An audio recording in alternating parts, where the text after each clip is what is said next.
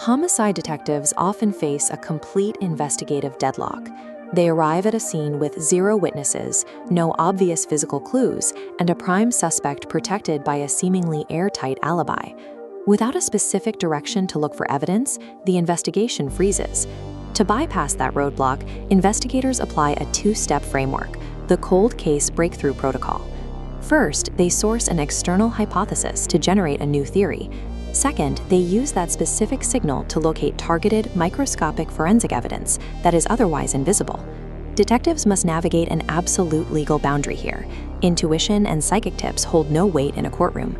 Their function is strictly tactical. They dictate where the search begins, while the resulting physical evidence provides the path to a conviction. The murders of Donald and Marianne DeVardo presented one of these absolute deadlocks. Detectives quickly identified the couple's son, Jeff, as the prime suspect. Months earlier, Jeff had spun a bizarre story about a covert gun-running scheme to demand a $50,000 loan from his parents, which they refused. This timeline visualization illustrates the logistical barrier preventing an arrest. Evidence at the crime scene, including a broken clock, pinpointed the murders at 10:25 a.m. in Northern California. On the right, Jeff's corporate security logs show him physically signed in to his engineering office in Los Angeles, 400 miles away at the same time. With the timeline stalled, detectives consulted a psychic. Without knowing the case details, she provided two specific variables. She stated the motive was money, and she envisioned Jeff driving a rented car to bridge the distance between his office and the crime scene. Detectives used that tip to secure a subpoena for Jeff's financial records. This ledger isolates a secret car rental made the day before the murders. When detectives calculated the mileage put on that specific vehicle, it totaled exactly 1,178 miles, the precise distance required for a round trip to the house. By breaking his timeline, investigators knew Jeff was at the house. This gave them the probable cause to test a seemingly mundane artifact found at the crime scene, a damp kitchen towel with dark stains. Laboratory analysis extracted a direct DNA match to Jeff DeVardo. Jeff's 400-mile alibi was dismantled because a directional tip led detectives to a microscopic biological trace that proved his presence at the scene. The disappearance of Greg Turner required a different application of the protocol. Police found his glasses and a massive amount of blood in a parking lot, but no body. They interviewed his girlfriend's jealous ex-boyfriend, James Keel. As we see in this technical setup for a polygraph examination, Keel took a baseline test, and the results were inconclusive, leaving investigators without a clear path forward. Police brought in a psychic who generated a disjointed list of clues. She claimed the victim was shot, transported in a blue car's trunk, and buried in a shallow grave near water and a chopped woodpile. Pause here.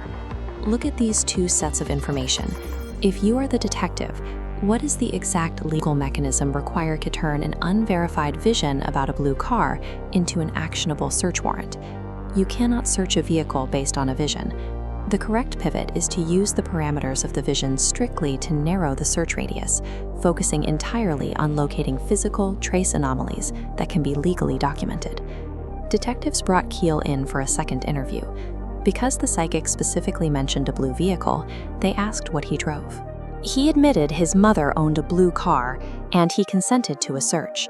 Scanning the empty trunk, the detective found the physical link: a single, isolated drop of blood no larger than the top of a pencil eraser. A laboratory test confirmed it belonged to Greg Turner. Next, investigators matched the geographic clues from the vision. Keel lived directly across from a park with a rushing river. When speaking with Keel's mother in her backyard, she pointed out that one specific woodpile had been restacked in a way she didn't recognize. Detectives moved the chopped wood and immediately found the victim's body. This discovery converted a collection of guesses into the physical evidence necessary for a murder charge.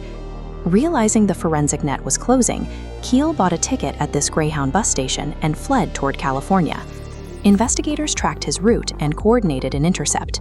As he stepped off the bus onto the pavement of Las Vegas, undercover officers took him into custody. That arrest team was mobilized because of the forensic blood match and the recovery of the body.